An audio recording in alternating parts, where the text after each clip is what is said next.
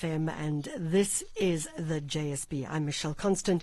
We're taking you through to 10 o'clock this morning. We're going to start off with a story around the circular economy. It's something we talk about a lot. Conscious consumption and sustainable fashion. And all of it is, of course, linked ultimately to climate change. So there's a report that came out in The Guardian, and it presented the following information. In the first 4 months of 2022, fashion giants H&M and Zara alone will have launched 11,000 new styles.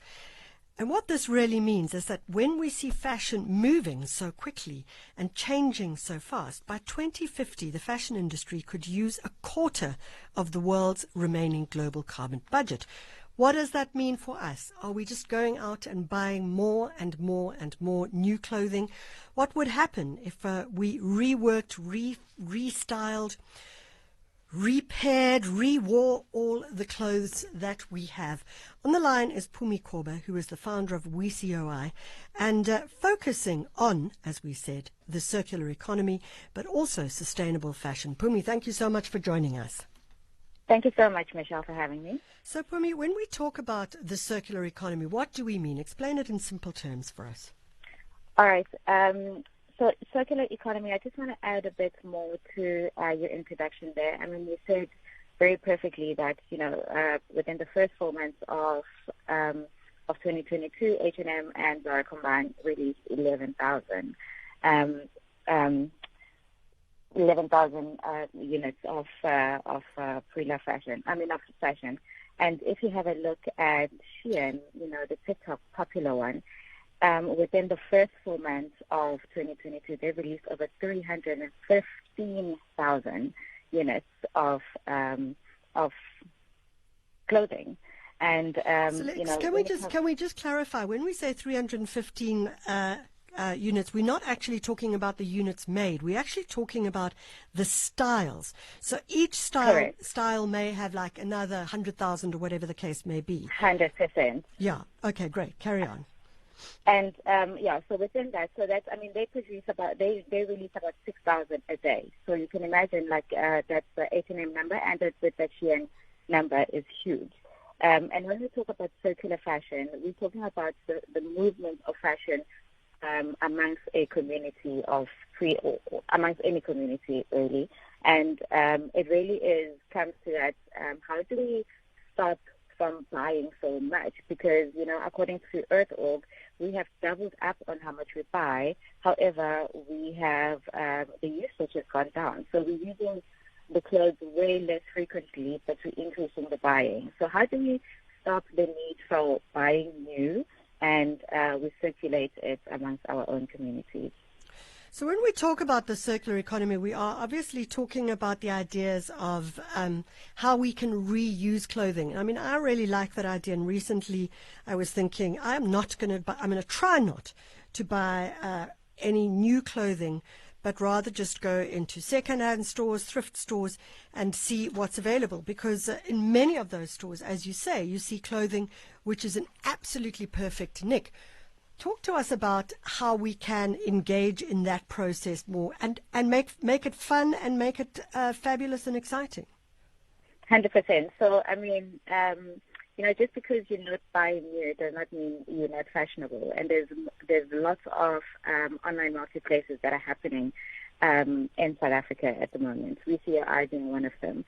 There's the marketplaces. There is really various upcycle marketplaces or e-commerce retailers that are available, and there's the rental portfolio as well when it comes to reusing fashion. So you can make it fun. You can upload your stuff, and anybody, social media, the mom or dad, anybody can upload their fashion online, and you can make it fun. You can create your own boutique.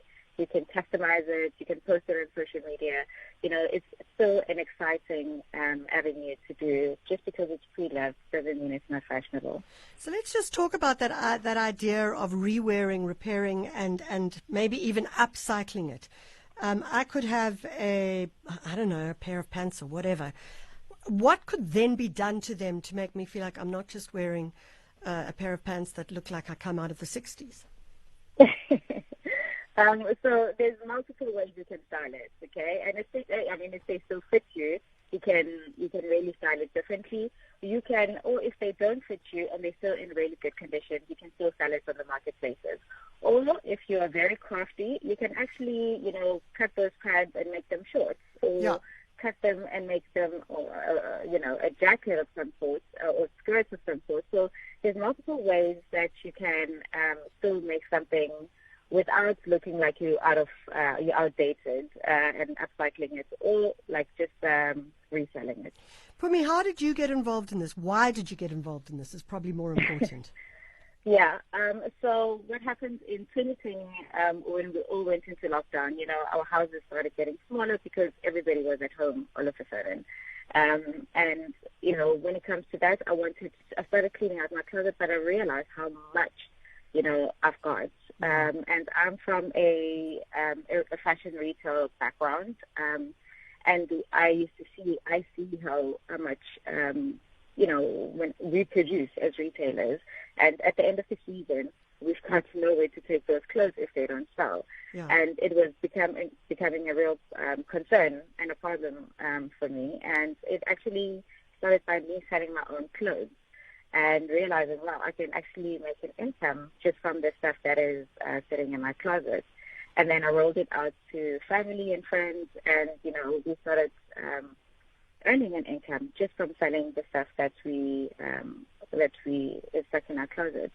And in my head is, can you imagine if all of us, because everybody has got some sort of closet problem, if all of us can shop from each other's closets and we're still earning money out of it.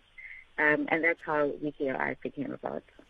Pumi Korba, thank you so much for joining us. She's the founder of WeCOI, WeCOI.com, focusing on how we can relook and reuse fashion. And certainly if you read the figures, apparently 40 million tons of unsold fabric and unsold clothing, unsold textiles is used and wasted in the EU every year, filling up landfills and being incinerated. It is a complete waste.